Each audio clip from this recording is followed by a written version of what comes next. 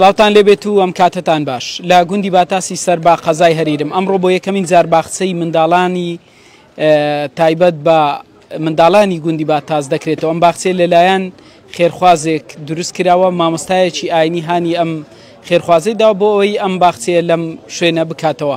لێرە مامۆستا مەلاغازی پێشنوێژ و وتارخوێنی مزگەوتی دارولسەلام ئەو مامۆستا ئاینیە کە لە ڕێگای ئەو ئەم باخچەیە دروستکرا. مامۆستا سلااوت لێبێت.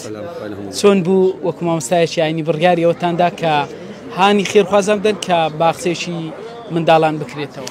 بسم الله والصلاة والسلام على رسول الله. پێشەشی دەستخۆشت لەکەین و بەرنامەی ئەمە وەکو مامۆستای ئاینی پیا و ماقولێ گوندش زۆر هەوڵندا دەگە تەربیەی بەمدی تەربیەوە دەستی خۆش بی کە ماوەیەکی زیاتر لە 10 ساڵە خەریک بووین باخچەی منداڵان بکرێتەوە، لەبەر ئەوەی نەبووە زیاتر لە 100 قوتابین هەبوو ئەچوونە هەریرێ. هەر قوتابیەکی ساڵانە کولفەی 225,000 دیناری مەصرف بووە. الحەمدولله ئەوە لۆ خێزانەکە گەڕاوە. ئەمە شەوڵندا وەکو مامۆستایەکی ئاینی کە تەکلیفن لە خێرخوازە لە زۆر خێرخوازا کرد. الحەمدولله ئەو هەدیە جوانە ئەو بەخشینە جوانە بە کاکی یونس حاجی زەحیر سوورچی خوای گەورە پێی بەخشی تەکلیفن لێ کرد. ئەو معاناتی قوتابیان لۆ بەحەزکردن کە پێویستین بە ڕەوزەیەکی هەیە. یەکەم جا حەزی لێ بوو مزگەوتێکی دروست بکە یان هۆلی بۆنەکان دروست بکە.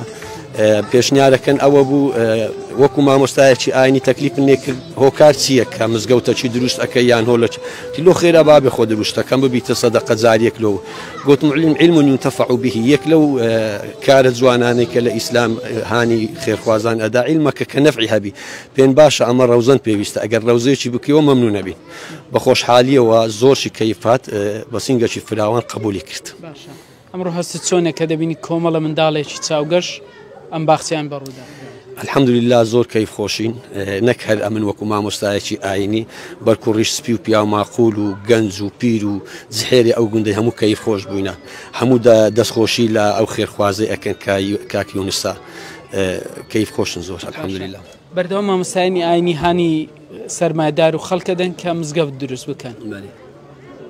چەند گرنگە قوتابخانە بیری ئاوە باخچەی منداڵانە ئەم زۆرش ئەوانە هەمووی ئەسنوبابی سەدەقە جاریە بیری ئاوە ڕێگاوبانە قوتابخانەیە باخچەی منداڵانە مزگەوتە ئەوانە هەمووی ئەو بابەتە حتا وەکو ئەگەر بەردەچی بە نیەتەکی ساف لەسەر ڕێگایەکی لابەی خوای گەورە لۆتەکەتە سەدەقە جاریە.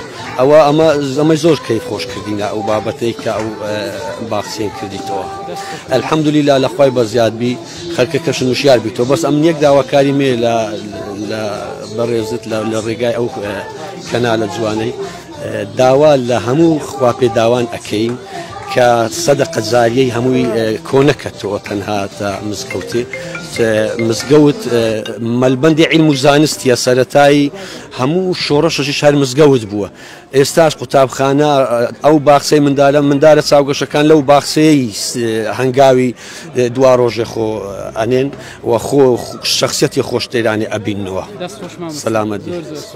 مامۆستا مەلاغازی ئەو مامۆستا ئاینیە کە بەردەوام لە تۆڕە کۆمەڵایەتیەکان هانی خێرخوازانەدا لەوەی کە قوتابخانە و بیری ئاو باخچەی منداڵان دروست بکات. ئەمڕۆژ ئەم باخچەیە بۆ یەکەم جار لە گوندی باتاسی سەر بە قەزای هەریر دەکرێتەوە. لە ناو سنتەری شاری هەریر دوو باخچەی منداڵان هەیە. باتاسیش ئەوەندە دوور نییە لە هەریر. ئەمە باخچەی سێمە بەڕووی منداڵە چاوگەشەکان دەکرێتەوە. بەڵێ